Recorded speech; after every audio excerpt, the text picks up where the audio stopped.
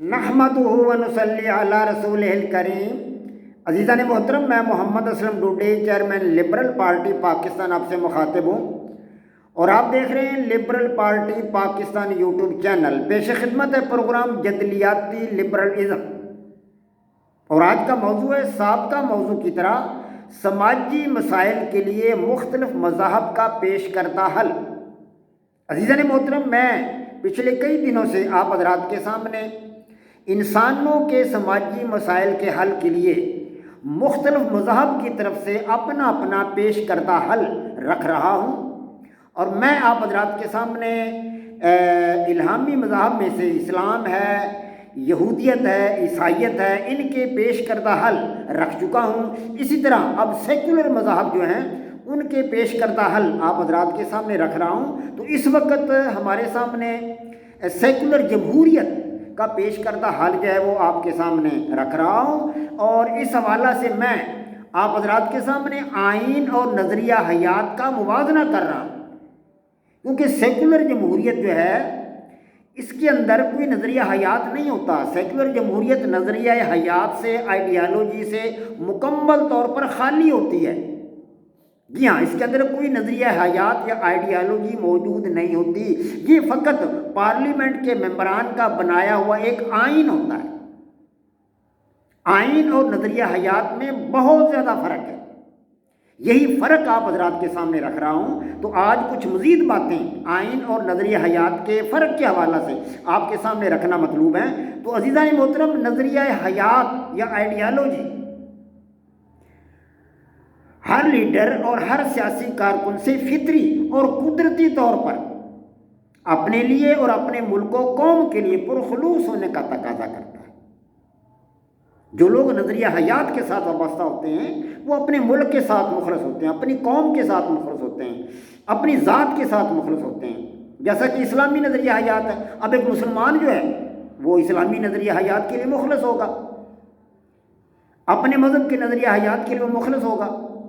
اسی طرح ایک سوشلسٹ آدمی ہے، وہ اپنے سوشلسٹ نظریہ حیات کے لیے مخلص ہوگا، اپنی قوم کے لیے مخلص ہوگا، اپنے ملک کے لیے مخلص ہوگا۔ تو عزیزان محترم، ہم جانتے ہیں کہ الہامی مذہب کی بنیاد پر بننے والی پارٹیوں، اسی طرح غیر الہامی مذہب کی بنیاد پر بننے والی پارٹیوں، اور اسی طرح کسی مخصوص نظریہ حیات کی بنیاد پر بننے والی سیاسی پارٹیوں، مثال کے طور پہ اسلامی مذہبی پارٹیاں جیسا کہ پاکستان میں جماعت اسلامی ہے، جمعیت علماء اسلام ہے، جمعیت علماء پاکستان ہے، جمعیت اہل حدیث ہے، اور اس طرح علامہ خادم حسین رضوی صاحب کی جماعت ہے، تحریک لبیک یا رسول اللہ، یہ مذہبی پارٹیاں ہیں۔ تو ان مذہبی پارٹیوں کے جو کارکنان ہیں وہ اپنے مذہب کے ساتھ، اپنے نظریہ حیات کے ساتھ مخلص ہوں گے۔ اسی طرح عیسائی مذہبی پارٹیاں ہیں، جو بھی ان عیسائی ممالک کے اندر ہوں گی، بدھ مذہبی پارٹیاں اپنے اپنے بدھ مذہب کے اندر ہوں گی۔ چائنا بدھ مذہب ہے، جو ہے اپنا کیا نام ہے، سری لنکا کے اندر بدھ مذہب ہے۔ اسی طرح دیگر بہت سارے ممالک ہیں مشرقی ایشیا کے جہاں بدھ مذہب ہے، وہاں بھی کوئی اپنے اپنے مذہب کی پارٹیاں لوگوں نے بنا رکھی ہوں گی۔ اس طرح سوشلسٹ پارٹیوں، کمیونسٹ پارٹیوں کے لیڈران، اسلامی پارٹیوں کے لیڈران جو ہیں یا کارکن جو ہیں وہ اپنے ملک و قوم کے لیے بہت زیادہ مخلص ہوتے ہیں۔ جی ہاں، اس کی یہی وجہ ہے کہ ان کی تربیت ایک مخصوص نظریہ حیات کے تحت، اس نظریہ حیات کے احیاء کے لیے اور اس نظریہ حیات کے فروغ کے لیے ہوتی ہے۔ آئین کے معاملے میں یہ صورتحال نہیں ہے۔ آئین تو چند افراد جو پارلیمنٹ کے اندر منتخب ہو کر آتے ہیں وہ آئین بنا دیتے ہیں، وہ اس کے ساتھ مخلص نہیں ہوتے۔ بیشتر لوگوں کو تو پتہ ہی نہیں ہوتا، آئین بنانے والے چند آدمی ہوتے ہیں۔ مثال کے طور پر 300 افراد کی پارلیمنٹ ہے، تو آئین بنانے والے دستخط تو سب سے کروایا جائیں گے، لیکن بنانے والے 5-4 آدمی ہوں گے جو بڑا ذہین ہوں گے، قابل ہوں گے، لائق ہوں گے، وکلاء ہوں گے، قانون دان ہوں گے، وہی بنائیں گے، باقی سب سے دستخط کرا لیے جائیں گے۔ کسی کو پتہ ہی نہیں ہوتا کہ آئین ہے کیا، ہمارے ملک کا آئین کیا ہے۔ ہاں، اس کی کوئی کاپی خرید کر پڑھے، اس کا مطالعہ کرے، اسٹڈی کرے، تو پھر اس کو پتہ چلے گا کہ آئین کیا ہے۔ نظریہ حیات کا تو سب کو پتہ ہوتا ہے، کیونکہ نظریہ حیات کے مطابق لوگ زندگی گزارتے ہیں۔ اب اسلامی نظریہ حیات کے مطابق ہم اپنی زندگیاں گزار رہے ہیں۔ ہمیں پتہ ہے کہ کلمہ، نماز، روزہ، حج، زکوٰۃ ہمارے نظریہ حیات کے اندر فرائض ہیں۔ اسی طرح عیسائیوں کو پتہ ہوگا، بدھ متوں کو پتہ ہوگا، ہندوؤں کو پتہ ہوگا اپنے اپنے نظریہ حیات کا۔ تو عزیزان محترم، میں یہی بات آپ حضرات کے سامنے رکھ رہا ہوں کہ آئیڈیالوجی یعنی نظریہ حیات اور چیز ہے، آئین اور چیز ہے۔ آئین پارلیمنٹ کے ممبران بناتے ہیں، وہ اپنی مرضی کے مطابق بناتے ہیں، جس کا عوام کو پتہ نہیں ہوتا۔ عوام اس کو پڑھیں گے دیکھیں گے تو پتہ ہوگا 90% لوگ تو ان پڑھ ہوتے ہیں قوم میں، کون اس کو پڑھے گا، کون دیکھے گا؟ ہاں، نظریہ حیات کا ان پڑھوں کو بھی پتہ ہوتا ہے۔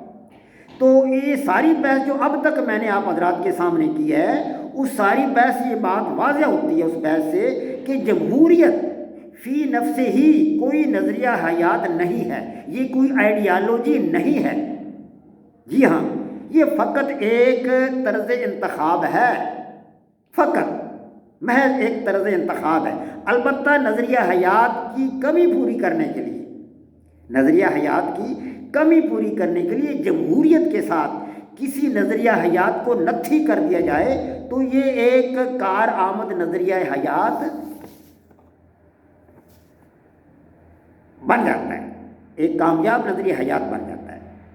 مثال کے طور پر مغربی یورپ کے لیے، مغربی یورپ میں جمہوریت کو فقط ایک طرز انتخاب کے طور پر لیا جا رہا ہے، وہاں جمہوریت فقط ایک طرز انتخاب ہے۔ جی ہاں، تو وہاں جمہوریت کو فقط ایک طرز انتخاب کے طور پر لے کر اس کے ساتھ لبرلزم کو نتھی کیا گیا، اس کے ساتھ لبرلزم کے نظریہ کو جوڑا گیا، لبرلزم کی آئیڈیالوجی کو جوڑا گیا،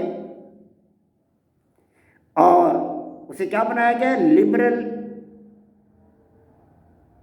جمہوریت، لبرل جمہوریت، یہ نظریہ بنایا گیا وہاں پر، لبرل جمہوریت۔ تو اسی طرح مشرقی جو یورپ ہے، مشرقی یورپ کی تو مغربی یورپ کی بات ہے، مشرقی یورپ کے کچھ علاقوں میں جمہوریت کے ساتھ سوشلزم کے نظریہ حیات کو نتھی کر کے سوشلسٹ جمہوریت بنائی گئی، سوشلسٹ جمہوریت۔ اسی طرح جمہوریت کے ساتھ کمیونزم اور اسلامی نظریہ حیات کو نتھی کر کے کمیونسٹ جمہوریت اور اسلامی جمہوریت کے نظریہ حیات وضع کیے گئے، جو ایشیا اور دوسرے علاقوں میں مقبول ہوئی۔ تو یورپ میں برطانیہ کی لبرل جمہوریت، یورپ میں برطانیہ کی لبرل جمہوریت، ایشیا میں چین کی سوشلسٹ جمہوریت اور پاکستان میں اسلامی جمہوریت، ایسے نظریہ ہائے حیات کی مثالیں ہیں، ایسے نظریہ ہائے حیات کی مثالیں۔ وما علینا الا البلاغ۔ پاک فوج زندہ باد، پاکستان پائندہ باد۔